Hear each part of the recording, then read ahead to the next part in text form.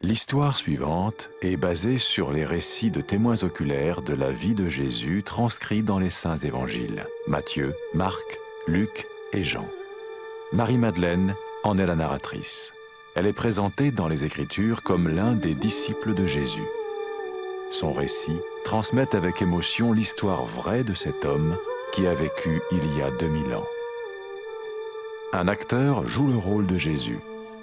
Et bien qu'aucun acteur n'en soit digne, tout a été fait pour que nous puissions comprendre et être enrichis par la vie de Jésus.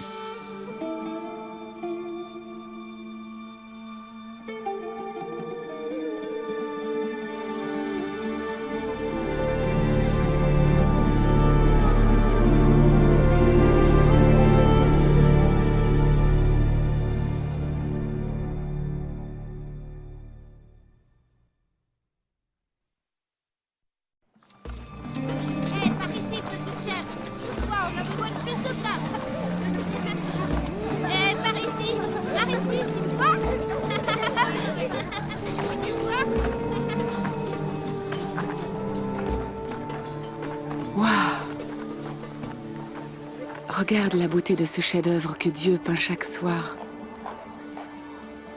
Ça me rappelle son immense amour pour moi, pour toi. Le Dieu qui créa tout ceci? Je doute vraiment qu'il me voie.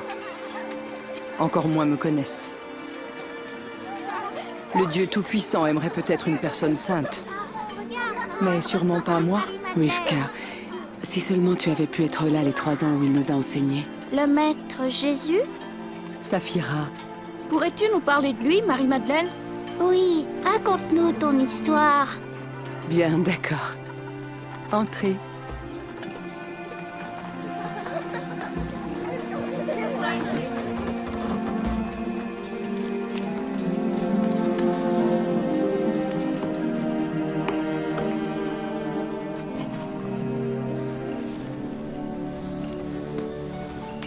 Bon, nous devons commencer au début. Quand tu as rencontré Jésus? Non. Pour comprendre l'histoire de Jésus, nous devons recommencer tout au début. Comme nous l'enseignent les Saintes Écritures.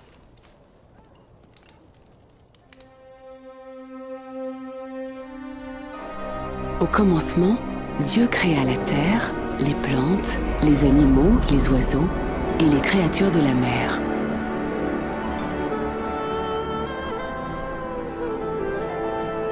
De la terre, il fit le premier homme, puis souffla dans ses narines le souffle de vie. Ce premier homme s'appela Adam. Dieu dit, « Il n'est pas bon que l'homme vive seul. Je lui ferai une compagne semblable à lui. » Alors, Dieu prit une des côtes d'Adam et en fit une femme appelée Ève.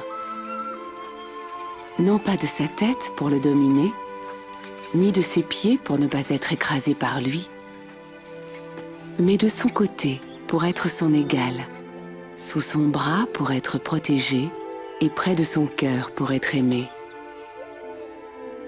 Le Dieu d'amour créa l'homme et la femme pour refléter l'image de Dieu et pour vivre en harmonie avec lui. Il leur donna autorité pour dominer la création. Adam et Ève vivaient en présence de Dieu dans un magnifique jardin créé pour eux, appelé Éden. Dieu marchait et parlait avec eux dans le jardin. Il n'y avait ni souffrance, ni oppression, ni mort. Dieu dit à Adam, « Tu pourras manger de tous les arbres du jardin, mais tu ne mangeras pas de l'arbre de la connaissance du bien et du mal. Car le jour où tu en mangeras, tu mourras. »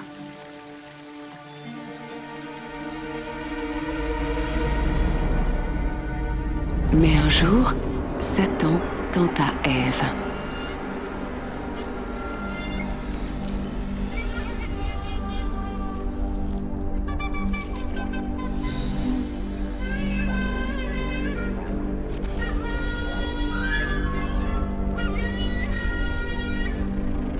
Elle prit le fruit, en mangea et en donna aussi à son mari qui était auprès d'elle.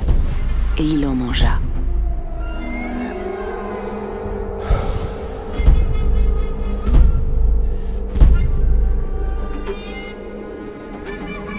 cet acte honteux de désobéissance d'Adam et Ève détruisit l'harmonie du jardin, l'harmonie entre l'homme et la femme, et l'harmonie entre eux et Dieu. L'homme fut condamné à une vie de dur labeur,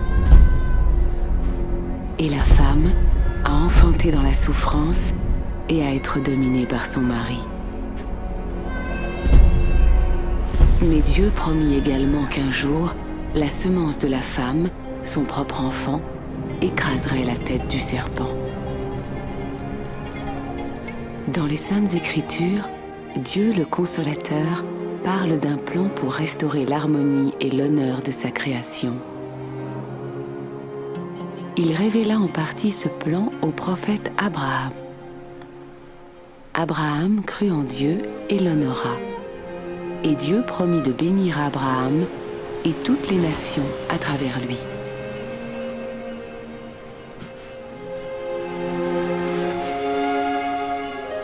Il promit de lui donner de nombreux descendants, autant que de grains de sable sur les plages et d'étoiles dans le ciel. Abraham crut Dieu. Alors, Dieu l'éleva au rang de ses loyaux serviteurs et l'appela ami de Dieu.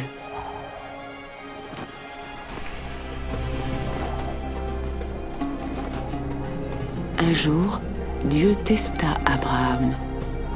Il lui dit de prendre son fils et de le sacrifier.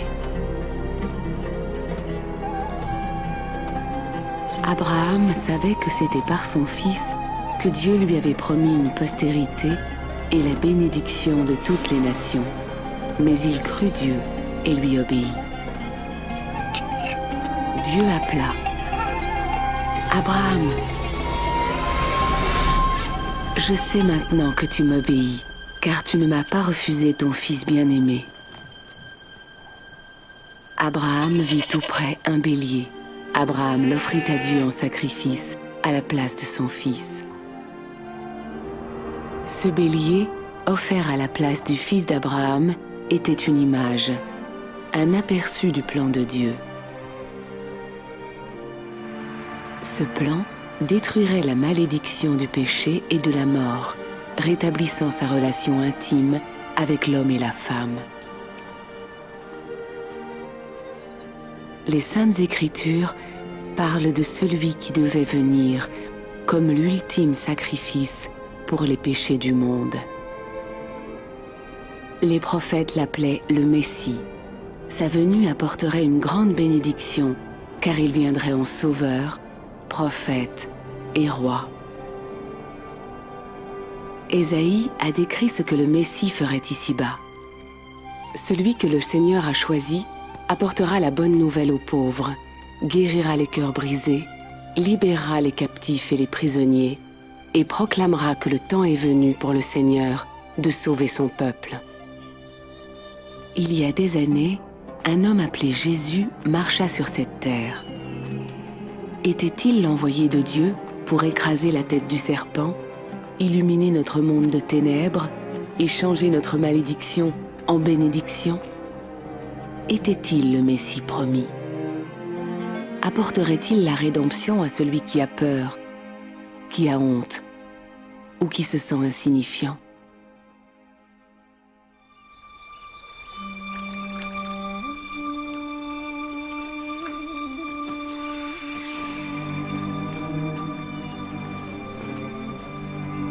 Il y avait à Nazareth une jeune fille promise en mariage à un homme appelé Joseph. Elle s'appelait Marie.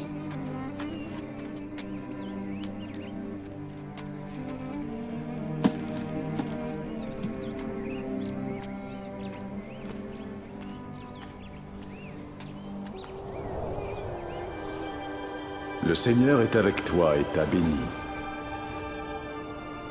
N'aie pas peur, Marie. Dieu t'a fait grâce. Tu seras enceinte et tu donneras naissance à un fils que tu appelleras Jésus. Mais je suis vierge. Comment est-ce possible? Le Saint-Esprit viendra sur toi, et la puissance de Dieu te couvrira de son ombre. L'enfant que tu porteras sera grand et appelé Fils du Très-Haut. Même Élisabeth, ta parente, attend un enfant malgré son âge avancé. Et celle qu'on appelait stérile en est à son 6e mois. Car rien n'est impossible avec Dieu.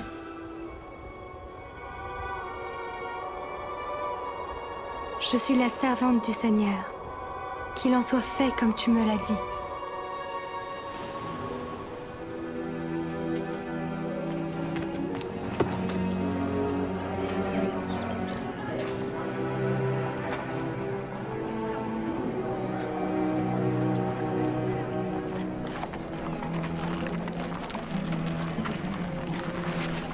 Alors, Marie courut rendre visite à sa cousine, Élisabeth.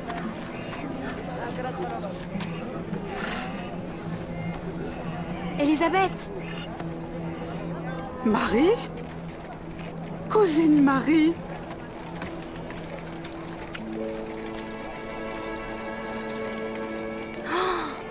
C'est vrai! Tu es la plus bénie d'entre toutes les femmes. Et béni soit l'enfant que tu portes. Pourquoi ai-je, moi, le privilège que la mère de mon Seigneur vienne auprès de moi? Car dès que tu m'as salué, le bébé que je porte a sauté de joie. Mon cœur loue le Seigneur.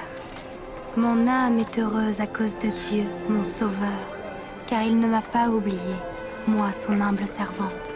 Désormais, les gens m'appelleront bienheureuse. Marie resta 3 mois chez Élisabeth.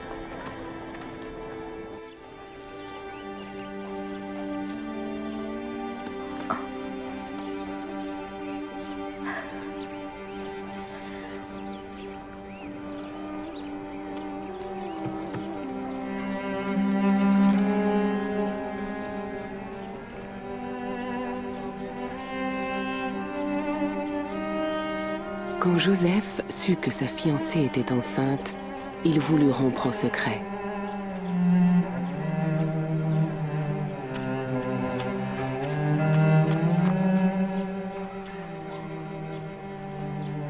Mais Dieu envoya un ange en songe à Joseph.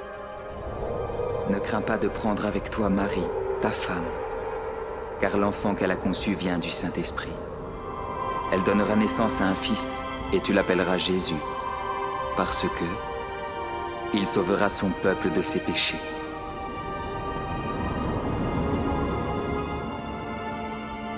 Alors, Joseph prit Marie pour femme.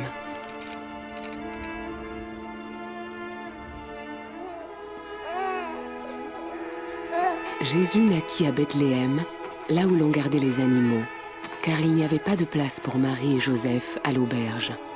Et une multitude d'anges proclamèrent sa naissance. Quand l'heure fut venue pour le bébé d'être circoncis, on lui donna le nom de Jésus, c'est-à-dire Dieu sauve. Marie et Joseph portèrent l'enfant au temple pour le présenter au Seigneur.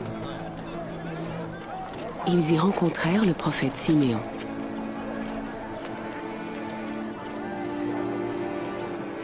Cet enfant est destiné à amener la chute et le relèvement de beaucoup, et à devenir un signe qui provoquera la contradiction et révélera la pensée des cœurs. Et toi, Marie, une épée te transpercera l'âme.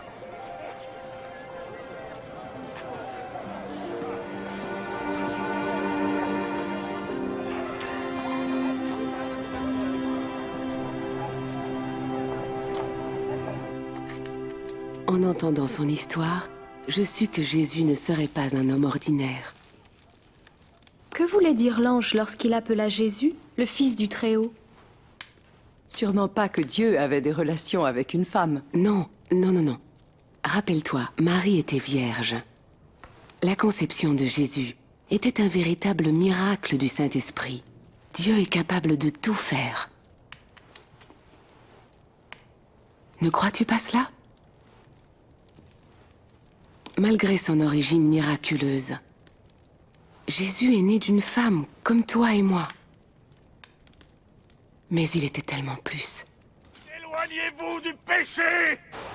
Faites-vous baptiser et Dieu pardonnera vos péchés! Dieu lui-même le dit, lorsque Jean le Baptiste, le fils d'Élisabeth, baptisait hommes et femmes dans la rivière du Jourdain. Moi, je vous baptise dans l'eau. Mais un autre, bien plus puissant que moi, arrivera. Je ne suis pas digne de délier la courroie de ses sandales. C'est lui qui vous baptisera du Saint-Esprit et de feu. Il séparera le grain de la paille, et il amassera tout le grain dans son grenier.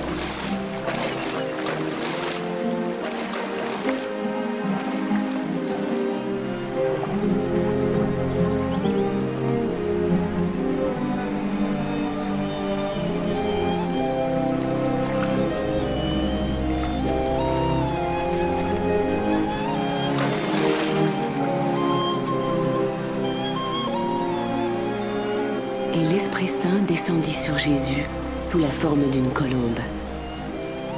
Et une voix venue du ciel dit : « Tu es mon Fils bien-aimé, en toi j'ai mis toute mon affection. » Après son baptême, Jésus traversa les villes en enseignant, et son message renforçait son autorité.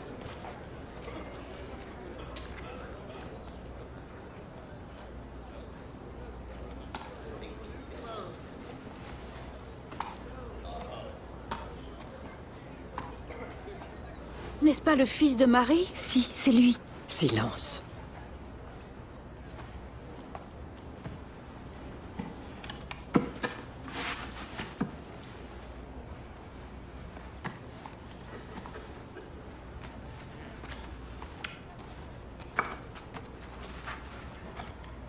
L'Esprit du Seigneur est sur moi.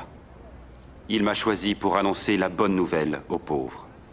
Il m'envoie proclamer la délivrance aux captifs, le recouvrement de la vue aux aveugles, pour donner la liberté aux opprimés et proclamer l'année de grâce accordée par le Seigneur. Il parle bien.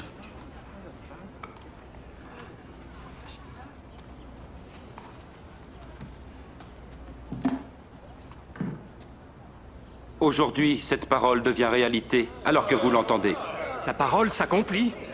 Mais il n'y a que le Messie qui puisse la réaliser. Comment le savoir? Ces paroles en firent s'interroger plus d'un. Et par ces miracles, beaucoup crurent.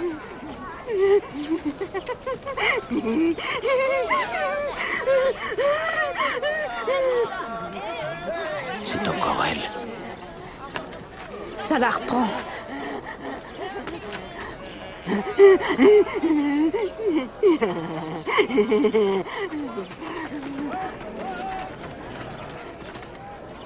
Qui est-ce? C'est ce maître de Nazareth. Jésus. Bonjour. Bonjour. Va-t'en, tu n'es pas la bienvenue ici.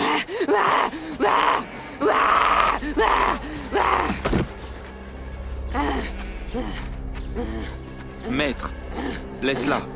Tu ne devrais même pas t'abaisser à la regarder.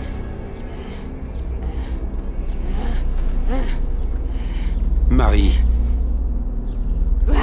Qu'attends-tu de nous, Jésus de Nazareth? Nous savons qui tu es, le Saint de Dieu! Silence! Esprit mauvais.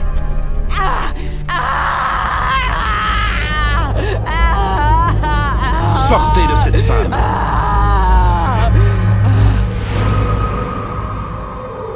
Elle est morte. Il l'a tuée. Il va la toucher? Non, un homme saint ne ferait pas une telle chose. Marie, fille d'Abraham.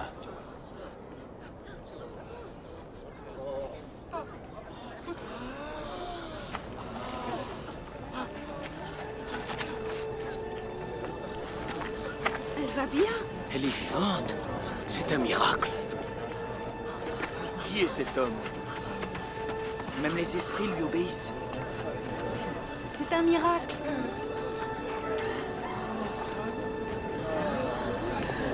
Comment possible? Merci.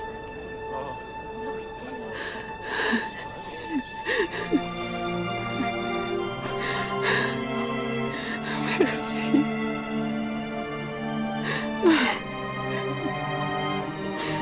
Merci. Merci beaucoup.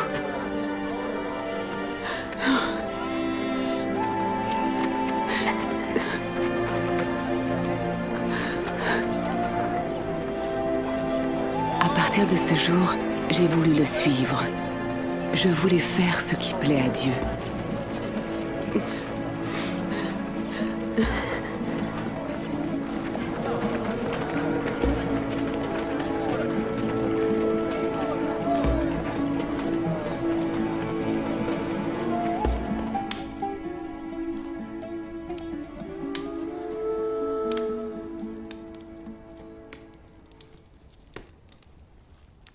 J'ai vécu longtemps dans la honte. Mais Jésus m'a rendu mon honneur. Sa puissance a chassé ces esprits mauvais. Saphira! Dina, tu as vu ces miracles et tu l'as entendu enseigner. Oui. Alors tu sais pourquoi j'ai tout quitté pour le suivre. Et je n'étais pas la seule. Il y avait ses disciples, Simon-Pierre, Barthélemy, Matthieu, Judas et le reste des 12. Et des femmes, Suzanne, Johanna, moi-même et d'autres. Nous utilisions nos propres biens afin de pourvoir aux besoins de Jésus et des disciples. Nous espérions tous que Dieu ait enfin envoyé le Messie. Nous avions tant besoin d'un sauveur. Rome gouvernait d'une main de fer. Il prenait tout ce qui nous était cher et taxait le peu qu'il restait. Nous avions faim, physiquement et spirituellement, et nous avions besoin qu'on nous montre la voie vers Dieu. Après des années de déception et de lutte, peu d'entre nous espéraient encore. Mais Jésus semblait amener l'espoir sur son passage.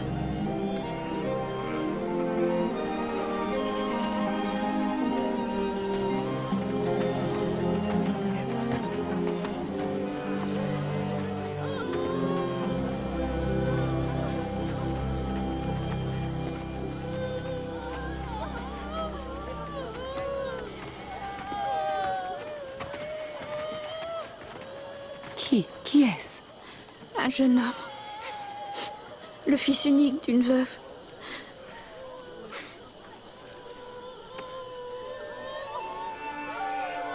Jeune homme, lève-toi.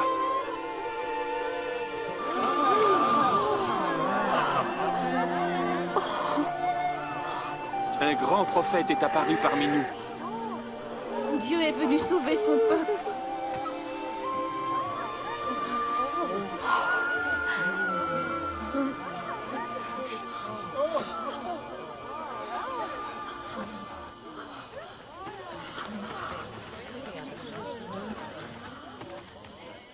Heureux vous les pauvres, car le royaume de Dieu est à vous. Heureux vous qui avez faim, car vous serez rassasiés. Heureux vous qui pleurez maintenant, car vous rirez. Heureux ceux qui seront haïs, méprisés, insultés et traités de mauvais à cause du Fils de l'homme. Réjouissez-vous alors et dansez de joie, car une belle récompense vous attend dans le ciel. En effet, c'est ainsi que leurs ancêtres ont traité les prophètes. 16, 17, 18, 19 et 20. C'est tout ce que j'ai. Comment ça, c'est tout ce que tu Malheur as? à vous qui possédez des richesses, car vous avez eu votre bonheur.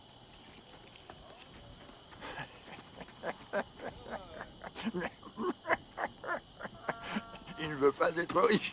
Il est fou. Malheur à vous qui riez maintenant, car vous connaîtrez le deuil et les larmes. Malheur à vous quand tous les hommes disent du bien de vous. car leurs ancêtres ont fait pareillement avec les faux prophètes. Mais je vous dis à vous qui m'écoutez, aimez vos ennemis. Faites du bien à ceux qui vous haïssent. Bénissez qui vous maudit. Priez pour ceux qui vous calomnient.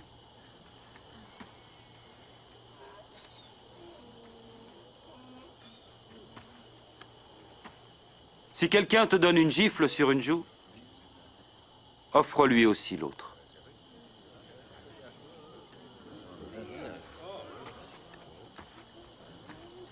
Et à qui te prend ton manteau, ne refuse pas non plus ta chemise. Et donne à tous ceux qui te demandent. Et si quelqu'un te prend ton bien, ne lui demande pas de te le rendre. Faites aux autres ce que vous voudriez que l'on fasse pour vous. Si vous aimez seulement ceux qui vous aiment, quelle reconnaissance en attendre? Même les pécheurs aiment ceux qui les aiment. Et si vous ne faites du bien qu'à ceux qui vous en font, quelle reconnaissance vous en a-t-on? Les pécheurs en font autant. Comment a-t-il pu le toucher Et lui adresser la parole? Ça me dégoûte. Non.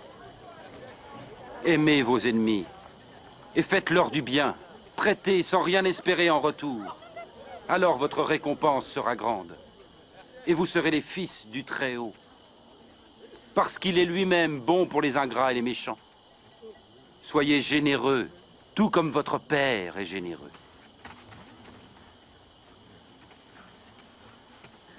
Sauve-nous, Jésus! Ne jugez pas et vous ne serez pas jugés. Ne condamnez pas et on ne vous condamnera pas. Pardonnez et on vous pardonnera. Jésus, montre-nous le chemin. Donnez et ainsi vous recevrez. Car la mesure que vous employez servira aussi pour vous. Un aveugle peut-il guider un autre aveugle? Non, ils tomberont alors tous deux dans le fossé. Pourquoi vois-tu la paille qui est dans l'œil de ton frère et ne remarques-tu pas la poutre qui est dans le tien?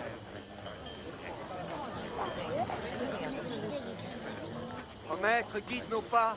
Nous avons besoin de toi, maître. Heureuse est la mère qui t'a porté et allaité. Heureux plutôt ceux qui écoutent la parole de Dieu et qui l'observent.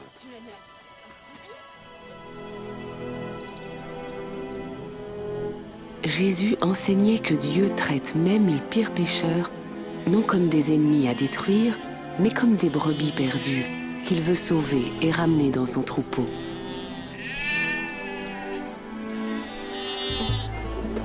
Nous ne savions pas que cette façon de voir et d'aimer les gens était valable pour ceux que nous méprisions depuis des siècles, race métissée aux traditions déplaisantes à nos yeux, jusqu'à ce que Jésus passe en Samarie. Qui est cette femme méprisée par tous? Elle est samaritaine. N'est-ce pas suffisant? Bien, allons acheter à manger. Ne faisons pas attendre le maître.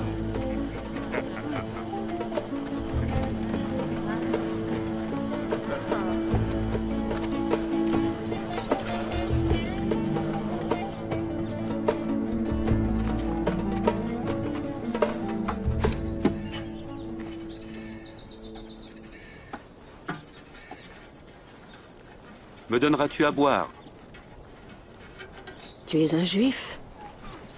Je suis une femme samaritaine. Comment peux-tu me demander à boire? Si tu connaissais le don de Dieu et qui est celui qui te demande à boire, c'est toi qui lui demanderais et il te donnerait de l'eau vive. Seigneur, tu n'as pas de vase et le puits est profond. Où trouverais-tu cette eau? C'est notre ancêtre Jacob qui nous a donné ce puits. Il en a bu, ainsi que ses enfants et son troupeau. Te prendrais-tu pour plus grand que Jacob? Quiconque boit de cette eau aura encore soif. Mais celui qui boit l'eau que je lui donne n'aura plus jamais soif. L'eau que je donne deviendra en lui une source vive qui jaillira jusque dans la vie éternelle. Seigneur, Donne-moi de cette eau, afin que je n'ai plus jamais soif, et que je ne vienne plus puiser ici. Va, appelle ton mari et reviens. Je n'ai pas de mari. Tu as raison de dire que tu n'as pas de mari. Tu as été marié à 5 hommes, et celui avec qui tu vis n'est pas vraiment ton mari. Tu m'as dit la vérité. Je vois que tu es un prophète. Mes ancêtres samaritains adoraient Dieu sur cette montagne. Mais vous, les Juifs, dites que c'est à Jérusalem qu'il faut adorer Dieu. Crois-moi, femme. L'heure viendra où les gens n'adoreront le Père ni sur cette montagne ni à Jérusalem. Vous, Samaritains, ne savez pas trop qui vous adorez. Mais l'heure vient, et est déjà là, où par la puissance de l'Esprit de Dieu, les gens adoreront le Père tel qu'il est vraiment, lui offrant l'adoration pure qu'il veut. Dieu est esprit, et c'est seulement par la puissance de son esprit qu'on peut l'adorer tel qu'il est vraiment. C'est cette femme? Pourquoi est-ce qu'il lui parle? Sait-il qui elle est? Je sais que le Messie viendra. Et lorsqu'il viendra, il nous dira toutes choses. Je le suis.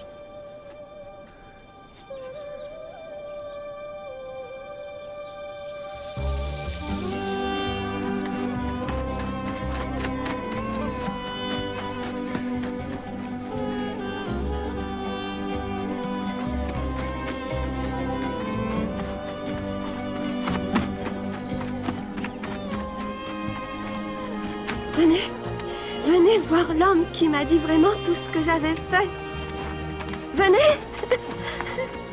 Peut-il être le Messie? Le Messie? Le Messie? Le prophète promis? Pas possible. Venez voir. Venez! Maître, mange quelque chose.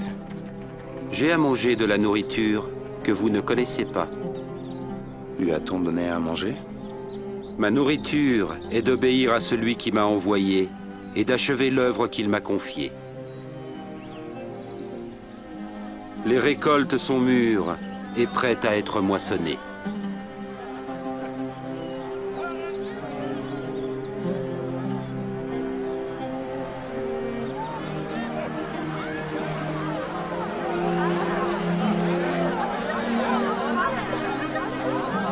Regardez tout ce qui arrive. La bonne nouvelle est aussi pour les Samaritains?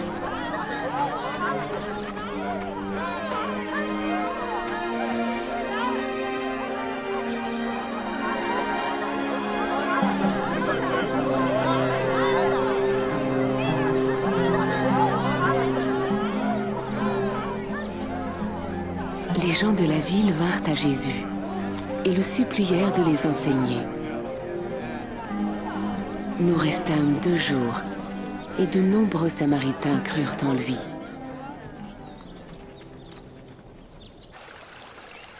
Demandez, et vous recevrez.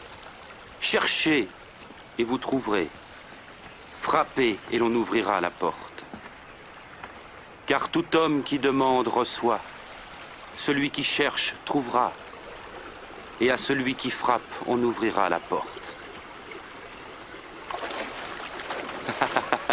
Si l'un de vous est père, donnera-t-il à son enfant un serpent quand il demande un poisson? Ou un scorpion quand il demande un œuf? Si donc vous, qui êtes mauvais, savez donner de bonnes choses à vos enfants, à plus forte raison, notre Père Céleste donnera-t-il l'Esprit Saint à ceux qui le demandent? Je vous le dis, ne vous demandez pas qu'allons-nous manger? Avec quoi allons-nous nous habiller? Car la vie est plus que la nourriture, et le corps plus que le vêtement. Observez les corbeaux. Ils ne sèment, ni ne moissonnent, ils n'ont ni cellier, ni grenier, et Dieu les nourrit. Et ne valez-vous pas bien plus que les oiseaux?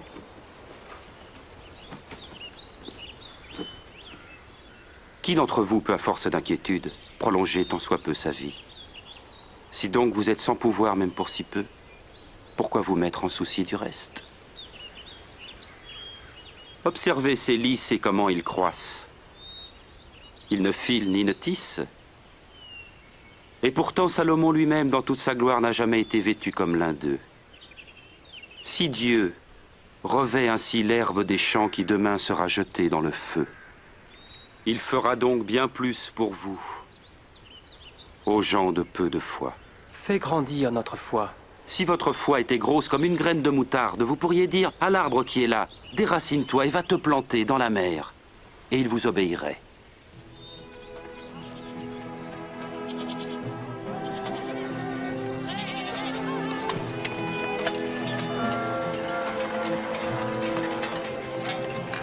Il y aura toujours des occasions de chute, mais malheur à qui en sera la cause. Il vaudrait mieux pour lui qu'on attache une pierre à son cou et qu'on le jette à la mer, pour qu'il ne provoque pas la chute de l'un de ses petits. À quoi est semblable le royaume de Dieu? Il ressemble à la graine de moutarde qu'un homme prit et mit dans son jardin. La graine poussa, devint un arbre, et les oiseaux du ciel nichèrent dans ses branches. Je suis pas sûr de savoir de quoi il parle. Comment peux-tu manger et boire avec ces collecteurs d'impôts et ces pêcheurs? Pêcheur. Les bien portants n'ont pas besoin de docteur. Seuls les malades l'attendent. Je n'appelle pas ceux qu'on dit respectables à se repentir, mais les pécheurs.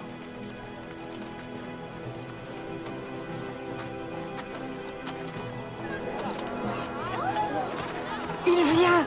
C'est lui. Regardez. Jésus! Jésus! Je te prie de sauver ma fille unique. Oh, maître, aie pitié! Elle va mourir et elle n'a que 12. Pitié! Vite! Maître, viens! Si seulement je pouvais le toucher,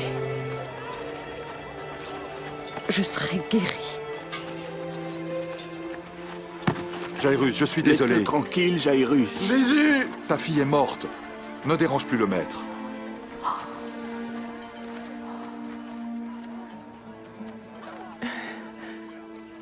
Ne crains rien. Crois seulement et ta fille guérira.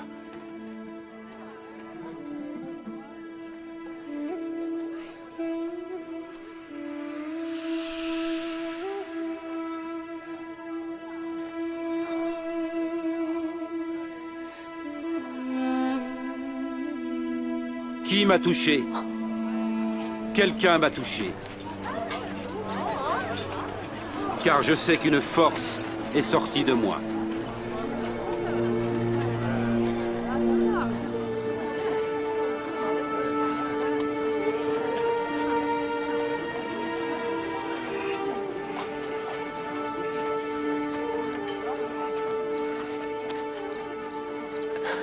C'est moi qui t'ai touché. Je souffre d'une perte de sang depuis 12 ans.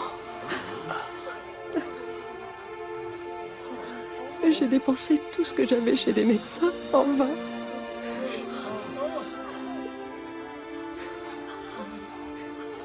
Et quand mes doigts ont touché ton vêtement, j'ai été guérie.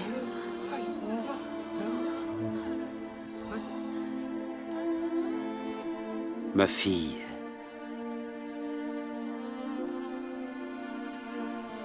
Ta foi t'a sauvée.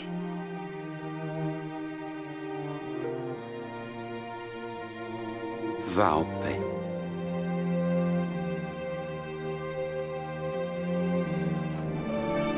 Merci.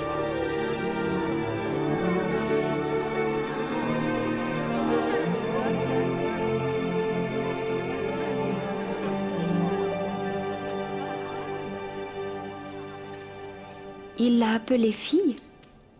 Oui, quelqu'un qui, selon nos lois, a été impur pendant 12 ans. Il a vu sa honte et lui a rendu son honneur. Je ne sais pas ce qui guérit le plus, la puissance de Jésus ou sa compassion.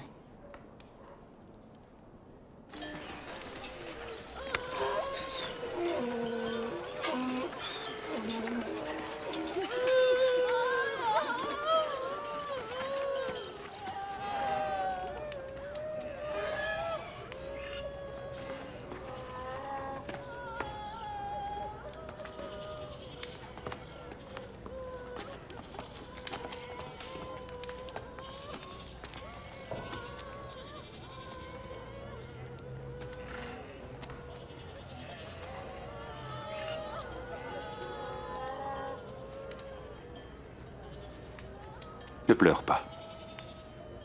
Elle n'est pas morte, elle est endormie.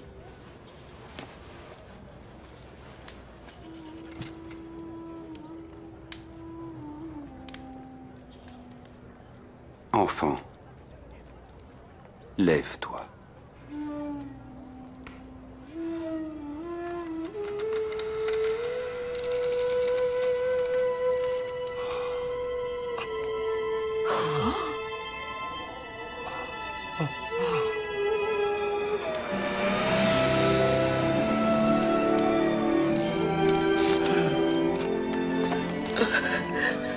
Donnez-lui à manger. Mais ne dites rien. Personne ne doit être mis au courant.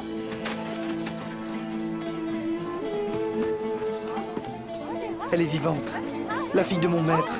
Jésus lui a rendu la vie. Oh, loué soit Dieu. Elle est vivante.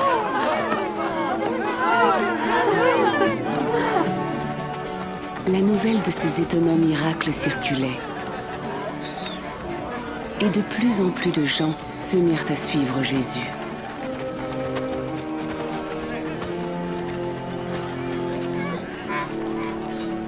Maître, dis-leur de s'en aller.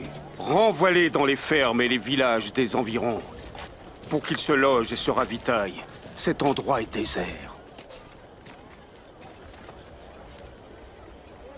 Donnez-leur vous-même à manger.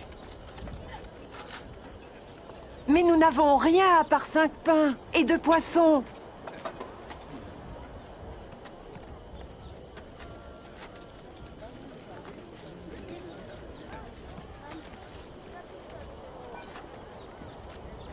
Béni sois-tu, Seigneur notre Dieu, qui règne sur l'univers, qui fait sortir le pain de la terre.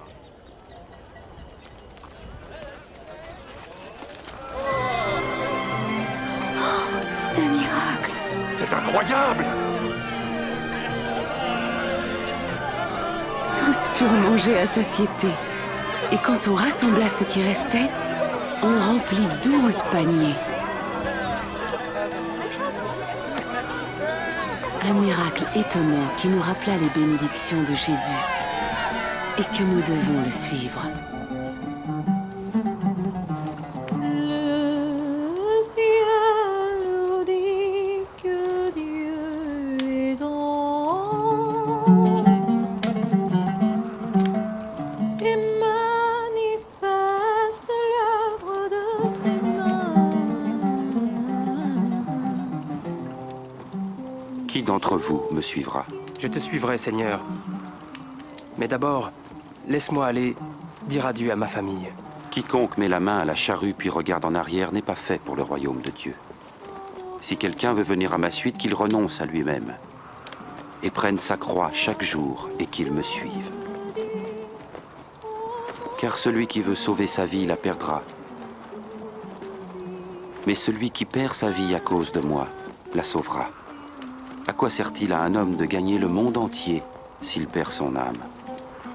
Si un homme a honte de moi et des paroles que je dis, alors le Fils de l'homme aura honte de lui quand il viendra dans sa gloire, et dans la gloire du Père et celle des saints anges.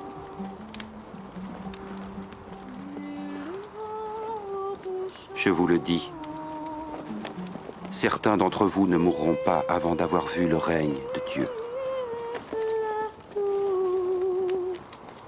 Jusqu'ici.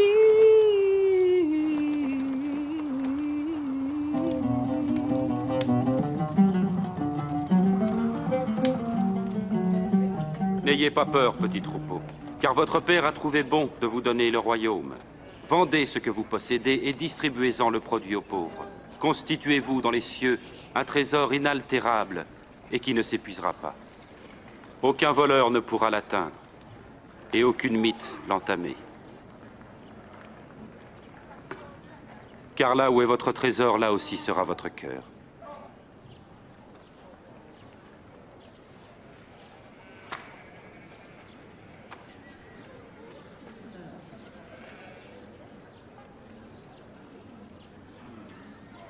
Femme, tu es délivrée de ton infirmité.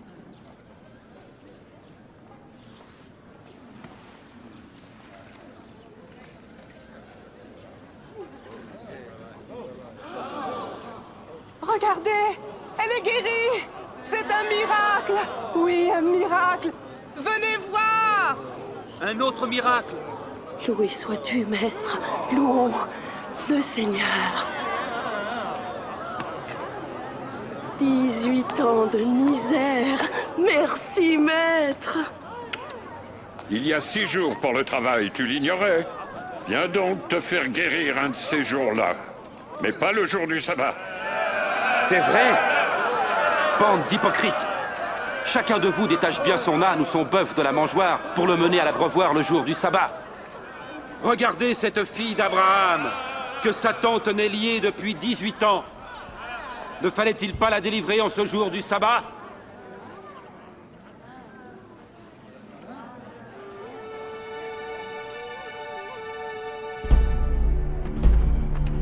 Les autorités romaines et nos dirigeants religieux prirent peur de la foule qui suivait Jésus. Si je comprends bien, beaucoup le considèrent déjà comme leur roi? Leur roi? Un roi de mendiants, de voleurs, on a déjà vu ça.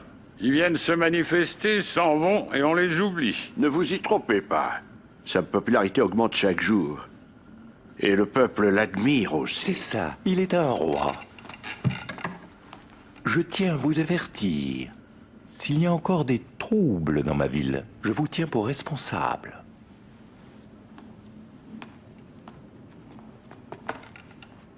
Il a peut-être raison.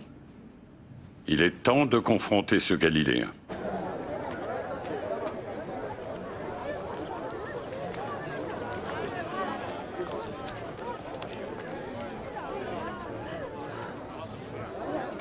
C'est pas beaucoup, ça. Seulement 2 petites pièces. Allez, donne un peu plus. En vérité, cette pauvre veuve a donné bien plus que tous les autres. Car tous ont pris sur leur superflu pour mettre dans les offrandes. Mais elle, dans sa misère, a donné tout ce qu'elle avait pour vivre. Dis-nous, de quel droit agis-tu de la sorte? Qui donc t'y autorise?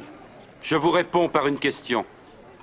C'est avec quelle autorité que Jean a baptisé, celle de Dieu ou celle des hommes? Nous ne le savons pas vraiment. Alors je ne vous dirai pas de qui je détiens mon mandat.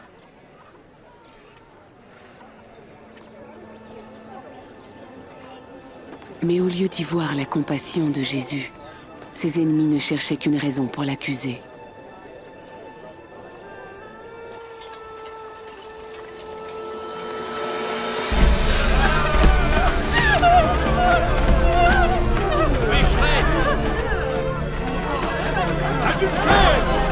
Lapidons-la! Catin! Maître, cette femme a été prise en flagrant délit d'adultère. Dans notre loi, Moïse a prescrit qu'une telle femme soit lapidée à mort. Oui! Lapidons-la! Lapidons-la! Lapidons-la! Adultère! Qu'en dis-tu?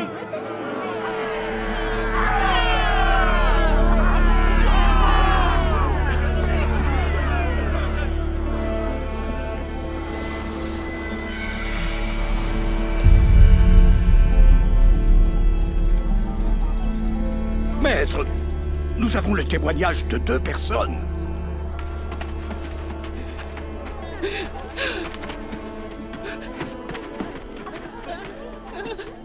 Que faisons-nous donc de cette femme? Où est l'homme? La loi dit qu'il doit être jugé aussi.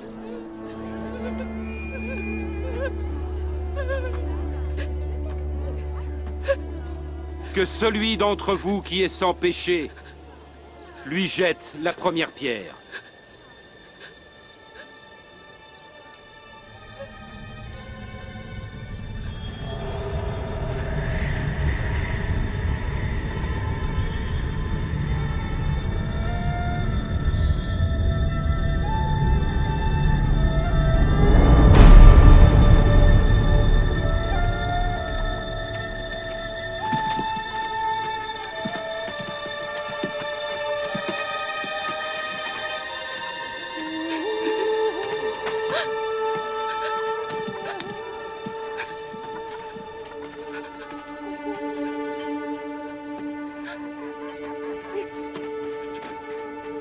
Femmes,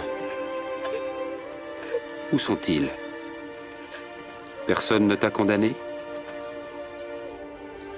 Personne, Seigneur. Alors je ne te condamne pas non plus.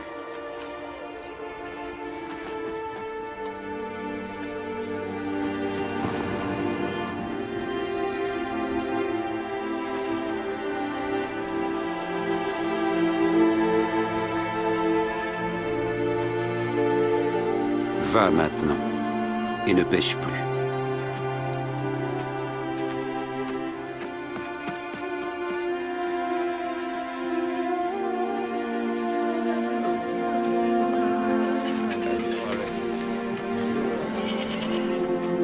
Je veux le voir. Monte sur mes épaules. Là, tu le vois? Ah oui, je vois Jésus. Il défie la loi. Un jour, un homme sortit pour semer. Brisons le sabbat. Et tandis qu'il semait, du grain tomba sur le chemin. Fréquentons les pécheurs. Si nous le laissons continuer ainsi, tout le monde croira en lui.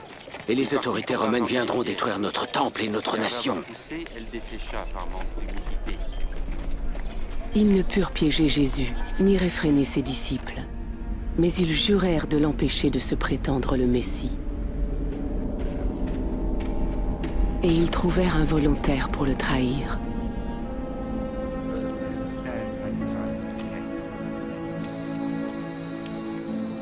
Jésus allait souvent prier avec ses disciples sur le mont des Oliviers. Cette nuit-là, il semblait profondément troublé.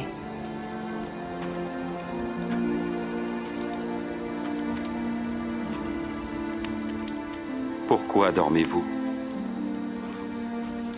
Levez-vous et priez pour ne pas céder à la tentation.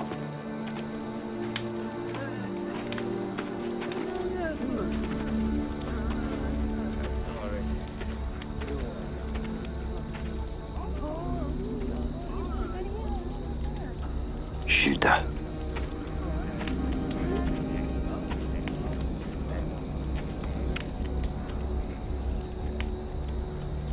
C'est par un baiser que tu trahis le Fils de l'homme. Maître, nous avons nos épées. Allez, arrêtons-le. Assez, ça suffit.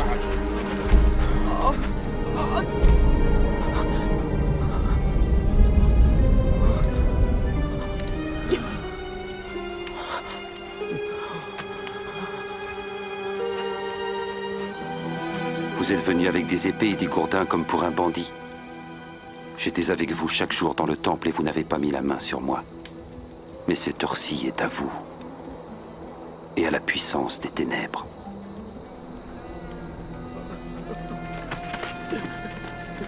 Arrêtez-le.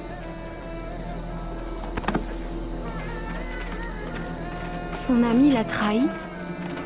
L'un de ses propres disciples? Quelqu'un que nous connaissions bien et en qui nous avions confiance. Gardez-le bien.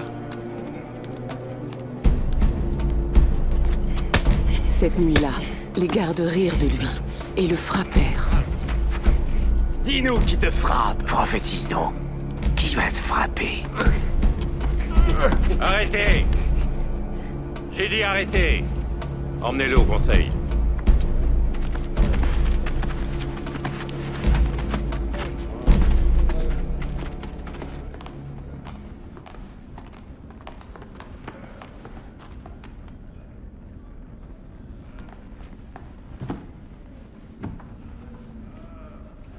Dis-nous, serais-tu le Messie?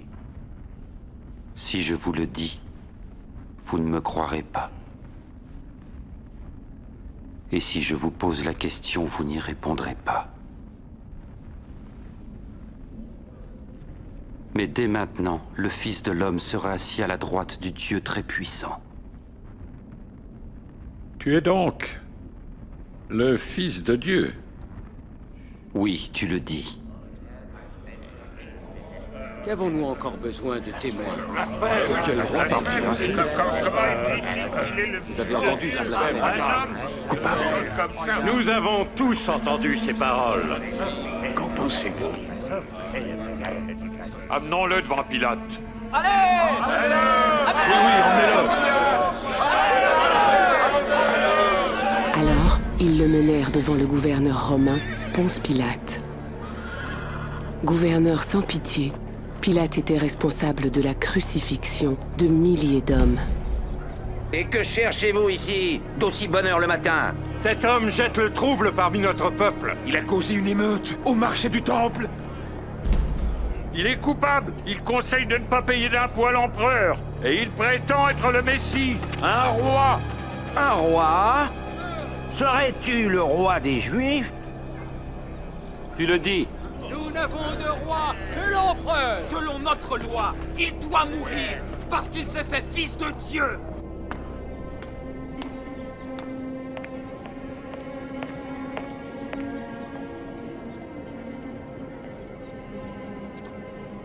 Cet homme n'a rien fait qui mérite la sentence de mort.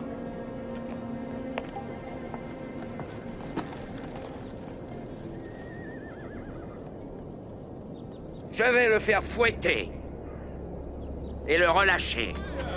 Si tu le relâches, tu n'es pas ami de César.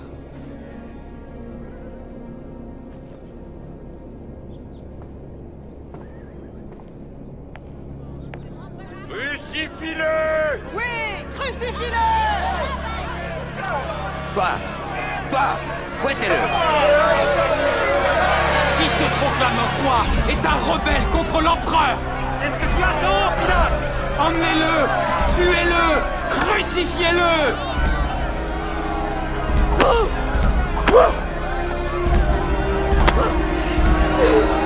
Il n'a rien fait de mal.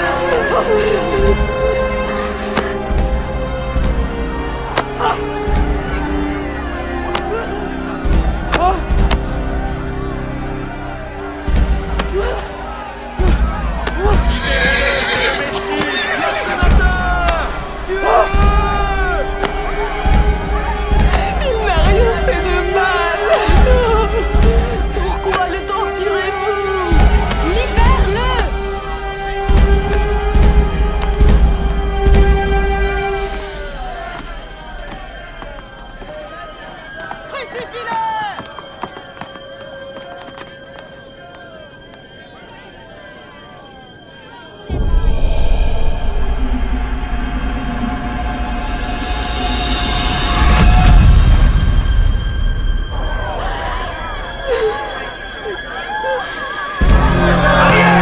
En arrière!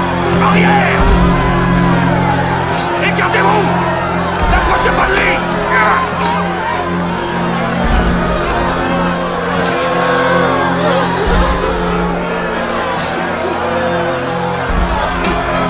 En arrière! En arrière! Arrière! Écartez-vous! Bouge-toi! Reculez! Toi, pousse-toi de là! Allez, remets-toi! Debout! Toi! Quel est ton nom? Je m'appelle Simon de Cyrène. Viens par ici. Coupez les cordes!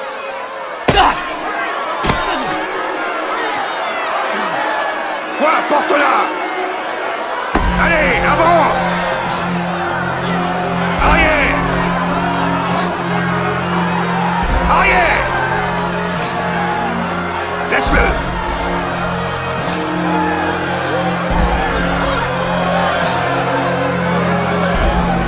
Arrière! Reculez!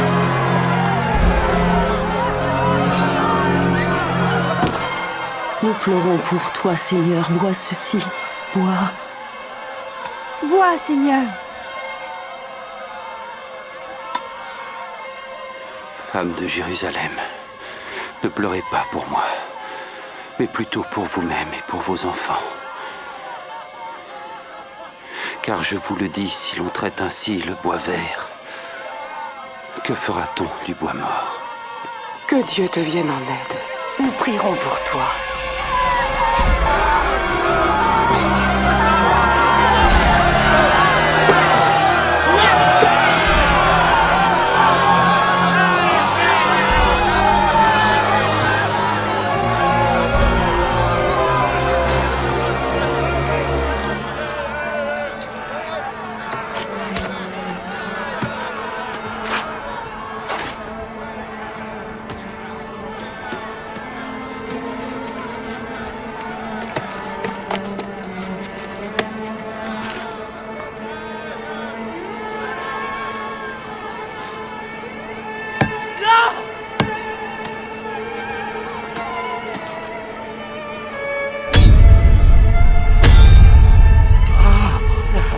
Baissez la croix!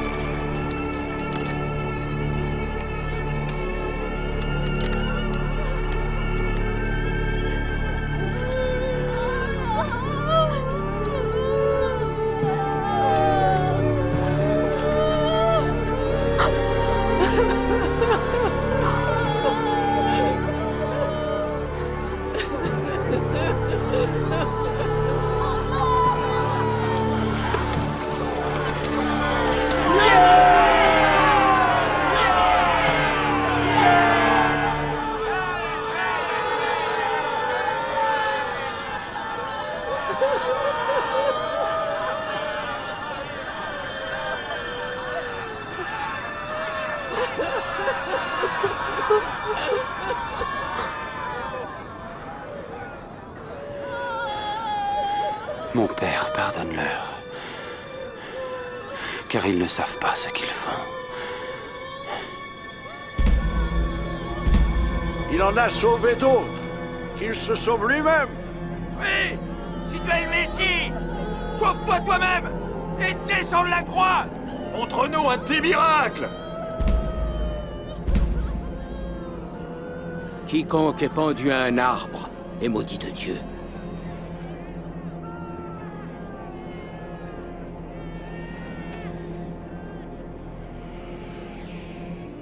Pour moi, une épée me transpercera l'âme. Et toi, Marie, une épée te transpercera l'âme.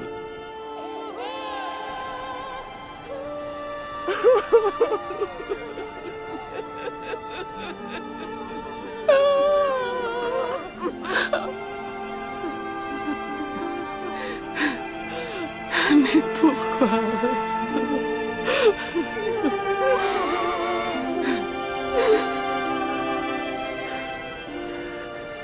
N'es-tu pas le Messie? Sauve-toi et sauve-nous.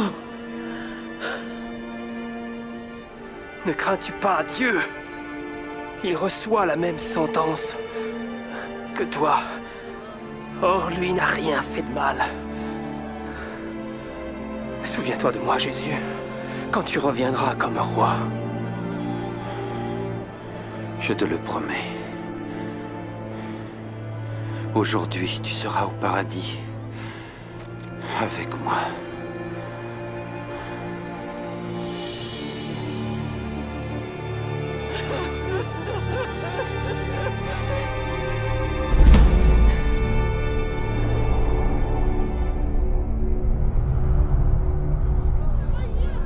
Vers midi, le ciel s'assombrit pendant 3 heures.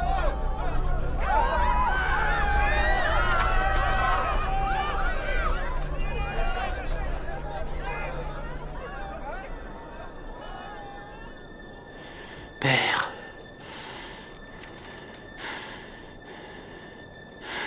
entre tes mains,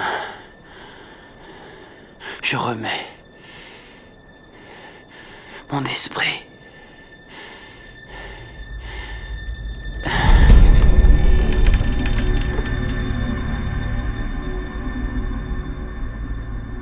Certainement, cet homme était juste.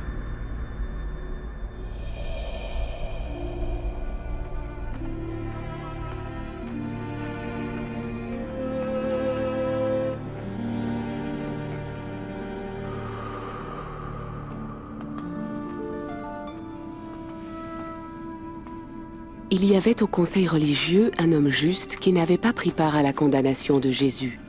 Cet homme s'appelait Joseph d'Arimathée. Il obtint la permission de Ponce Pilate de déposer le corps de Jésus dans une tombe proche de là, avant le début du sabbat, au coucher du soleil.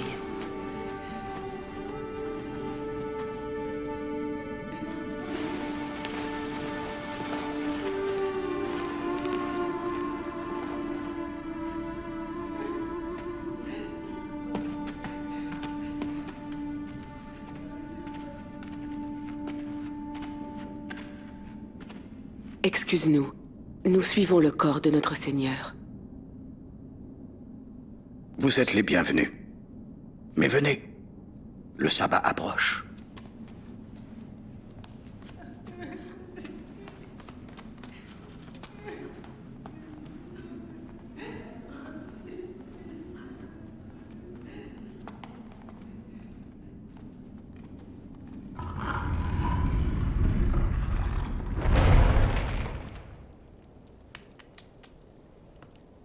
Pourquoi l'ont-ils tué? S'il était de Dieu, pourquoi les a-t-il laissés le tuer? J'ai posé toutes ces questions. Jésus avait autorité sur les esprits mauvais, même les morts l'écoutaient. N'aurait-il pas pu les arrêter? Je l'ai suivi pendant 3 ans, espérant qu'il était le Messie promis. Maintenant qu'il était parti, où pouvais-je aller? Elle est triste, cette histoire. Mais la suite est vraiment merveilleuse.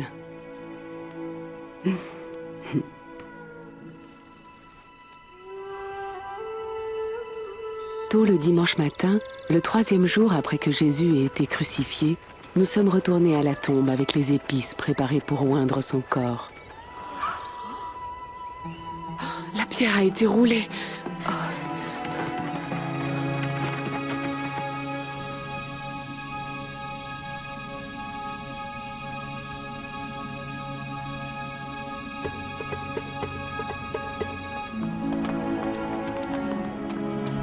Jean, Jacques, Pierre, écoutez, la pierre était roulée. Nous sommes entrés et il n'y avait plus rien, plus de corps. Ils ont enlevé le Seigneur de la tombe et nous ne savons pas où ils l'ont mis. Plus de corps? Comment est-ce possible? Allez donc voir vous-même.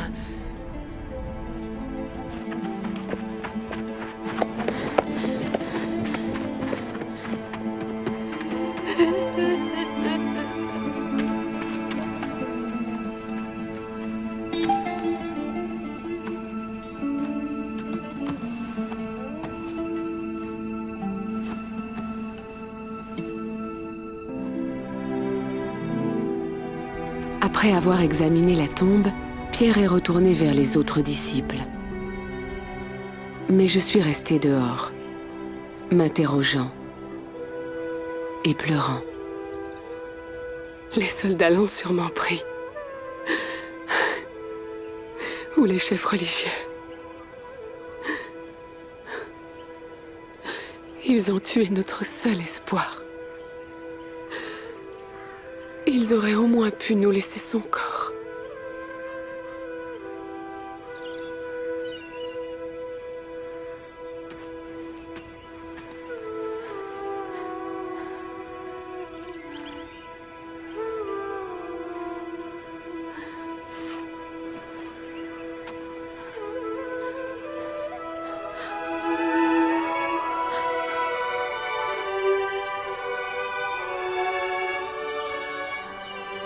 Femme, pourquoi pleures-tu?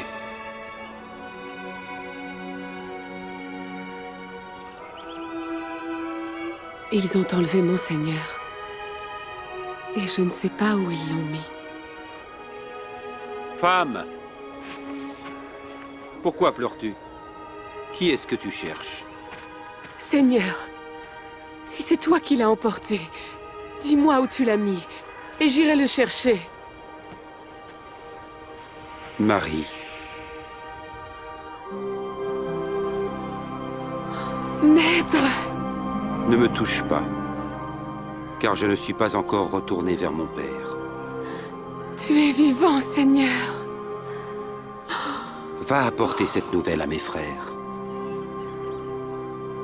Tu ne nous as pas abandonnés. Dieu ne nous a pas oubliés. Dis-leur. J'ai vu le Seigneur. J'ai vu le Messie.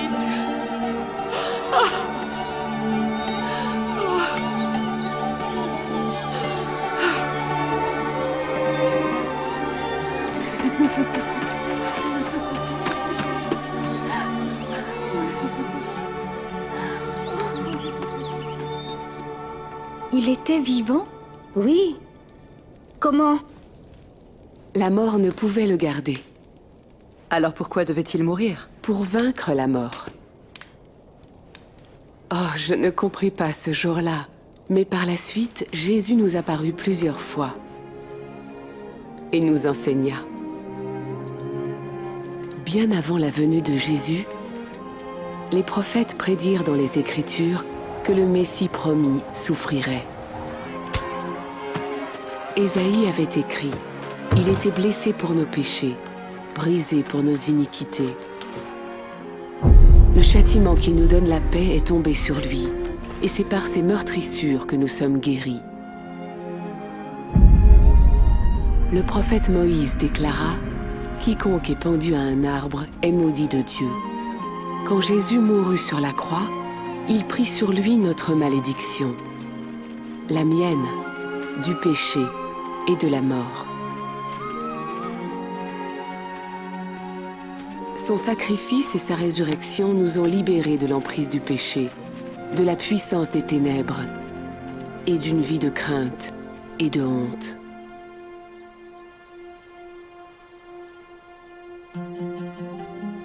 C'est la bénédiction que Dieu avait promise à Abraham lorsqu'il déclara que tous les peuples de la terre seraient bénis par lui. Tout le monde?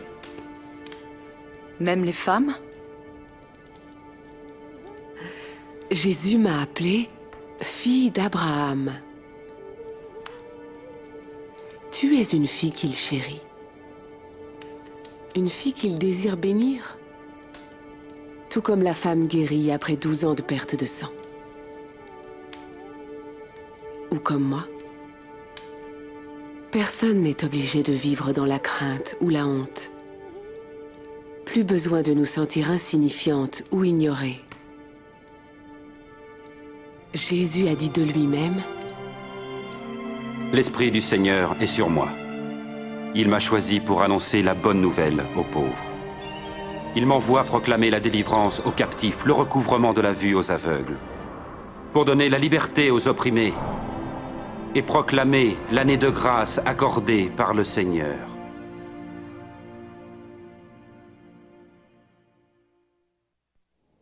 Jésus toucha les gens, même les femmes atteintes par la maladie et considérées comme impures, et les guérit. Il enseigna hommes, femmes et enfants, les riches et les pauvres, les justes et les pécheurs, leur rendant leur dignité et leur prouvant son immense compassion. Il guérissait les gens, chassant les démons, libérant hommes, femmes et enfants des liens de Satan. Ainsi, il démontrait son autorité sur le mal et les mauvais esprits. Jésus ramena à la vie des filles et des fils, montrant son pouvoir, même sur la mort. Et bien que Satan et les esprits mauvais crurent à leur victoire, lorsque Jésus fut cloué sur la croix, Jésus ressuscita d'entre les morts, triomphant de toutes les puissances du mal et de la mort. Alors c'était le Messie? Seul le Messie promis et envoyé par le Dieu Tout-Puissant pouvait faire les miracles que Jésus fit. Et seule une personne compatissante et puissante et digne de foi comme Jésus peut recevoir notre confiance et notre adoration. Quand Dieu créa le monde, il fit l'homme et la femme pour vivre dans sa présence et ressentir sa joie. C'était son intention. Mais nous ne l'avons pas cru et lui avons désobéi. Cet acte honteux nous sépara de Dieu et brisa la relation intime entre la femme et l'homme. Nous aussi, nous lui avons désobéi. Les Écritures disent « Tous ont péché ». La conséquence de ce péché, c'est la mort et la séparation d'avec Dieu. Mais Dieu ne voulait pas nous voir séparés de lui et de son amour, vivant dans la honte et la crainte. Alors, de même qu'il avait envoyé un bélier mourir à la place du fils d'Abraham, Dieu envoya Jésus mourir pour nous. La vie de Jésus, sa mort et sa résurrection ont restauré la relation entre Dieu et ceux qui se tournent vers lui et le suivent. Et cette relation intime avec le Dieu Tout-Puissant n'aura pas de fin, même si nous mourons. Le criminel sur la croix, au moment de mourir, crut en Jésus. Et Jésus lui promit, « Aujourd'hui tu seras avec moi dans le paradis. » Ceux qui placent leur confiance en Jésus échapperont au châtiment éternel et vivront avec Dieu pour toujours. Comment ? En le suivant par la foi. Mais comment peut-il m'accepter ? Il m'a accepté ainsi que Marie. Comment le savoir ? Crois en lui. Demande-lui. Parle-lui.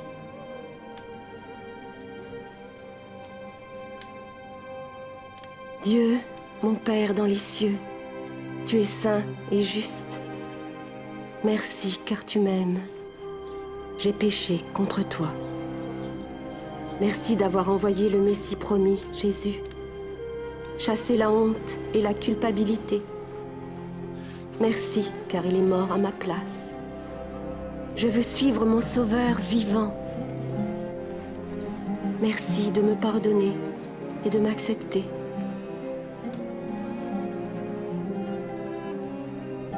Amen.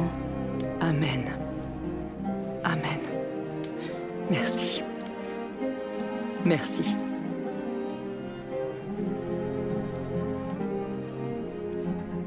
Jésus dit, « Mes brebis entendent ma voix. Je les connais et elles me suivent. Il te connaît, Rivka. Et il t'aime. C'est le début d'une relation éternelle qui grandit. Plus nous le connaissons et lui faisons confiance. Nous grandissons en obéissant à sa parole. En le priant par la foi. Et en étant avec ceux qui le suivent. Et nous parlons de lui aux autres, gardant en tête ce que Jésus a dit. Que Dieu vous bénisse et vous garde. J'ai reçu les pleins pouvoirs dans le ciel et sur la terre. Allez donc dans le monde entier, faites des disciples parmi tous les peuples. Baptisez-les au nom du Père, du Fils et du Saint-Esprit. Apprenez-leur à obéir à tout ce que je vous ai prescrit. Et je suis moi-même avec vous chaque jour jusqu'à la fin du monde.